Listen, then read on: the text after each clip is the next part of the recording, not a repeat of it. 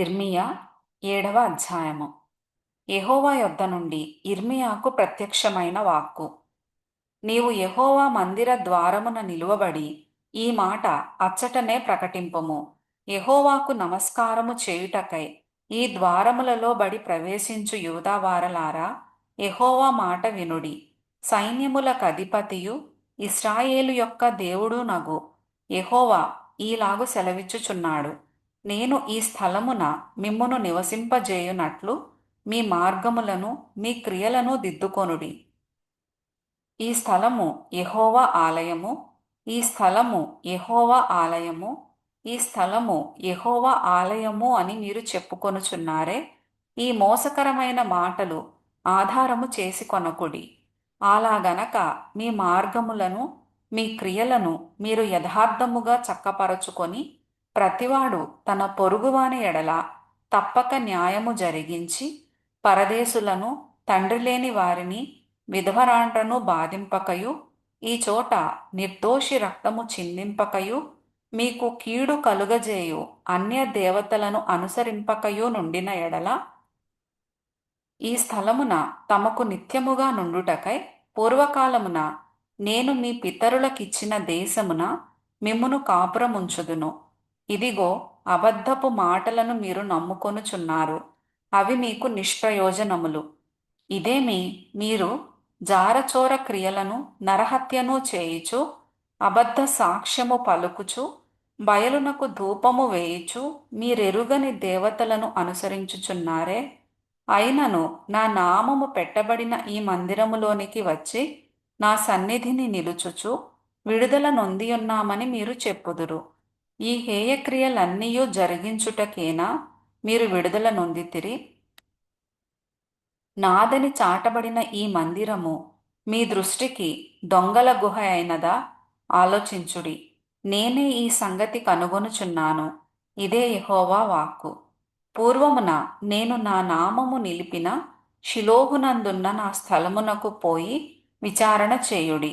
ఇశ్రాయేలీయులైన నా జనుల దుష్టత్వమును బట్టి నేను దానికి చేసిన కార్యము చూడుడి. ఇదే యెహోవా వాక్కు.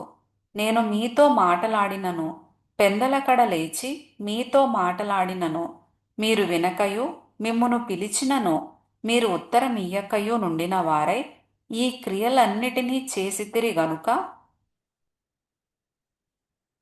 నేను షిలోహునకు చేసినట్లు మీకు ఆశ్రయమై నా నామము పెట్టబడిన ఈ మందిరమునకును మీకును మీ తండ్రులకును నేనిచ్చిన స్థలమునకును నేను అలాగే చేయుదును.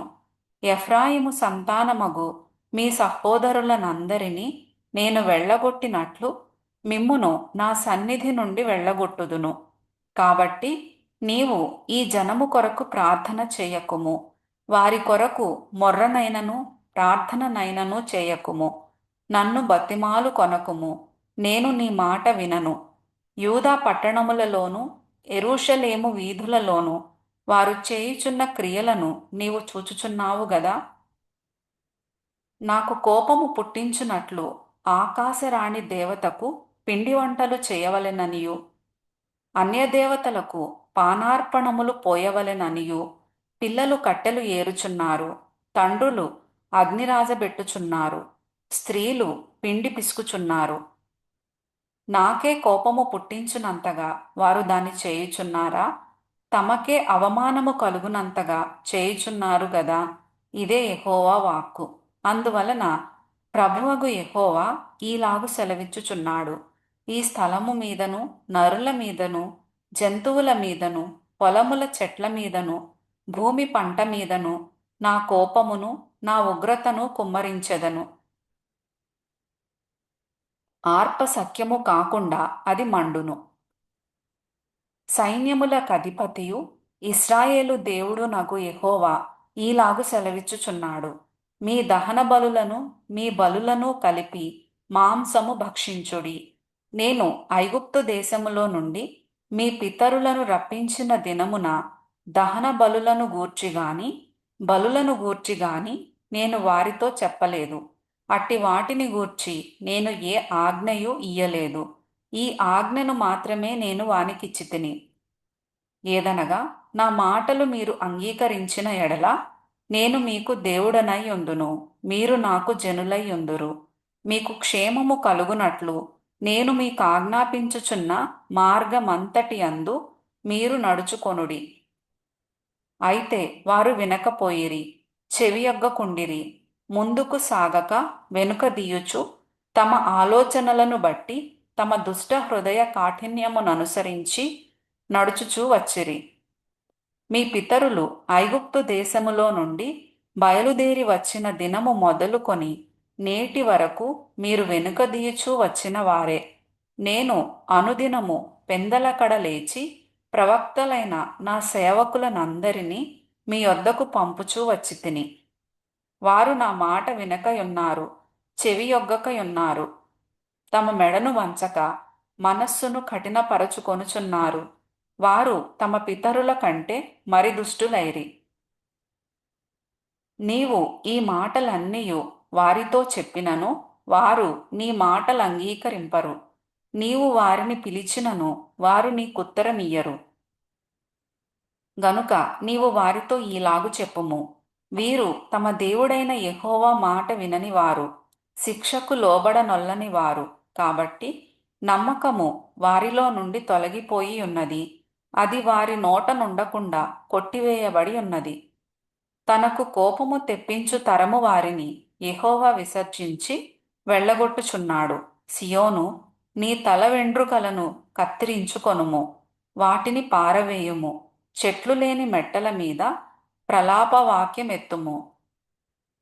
యెహోవా ఈలాగు సెలవిచ్చుచున్నాడు: యూదావారు నా దృష్టికి చెడ్డ క్రియలు చేయుచున్నారు. నా నామము పెట్టబడిన మందిరము అపవిత్రపడునట్లు వారు దానిలో హేయ వస్తువులను ఉంచియున్నారు. నేను ఆజ్ఞాపించని క్రియను, నాకు తోచని క్రియను వారు చేసియున్నారు. అగ్నిలో తమ కుమారులను తమ కుమార్తెలను దహించుటకు బెన్ హిన్నోము లోయలోనున్న తోఫెతునందు బలిపీఠములను కట్టుకొని ఉన్నారు. కాలము సమీపించుచున్నది, అప్పుడు అది తోఫెతు అని అయినను బెన్హిన్నోము లోయ అని అయినను అనబడక వధలోయ అనబడును. పాతిపెట్టుటకు స్థలము లేకపోవు వరకు తోఫెతులో శవములు పాతిపెట్టబడును. ఇదే యెహోవా వాక్కు. ఈ జనుల శవములు ఆకాశ పక్షులకును భూజంతువులకును ఆహారమగును. వాటిని తోలివేయువాడు లేకపోవును.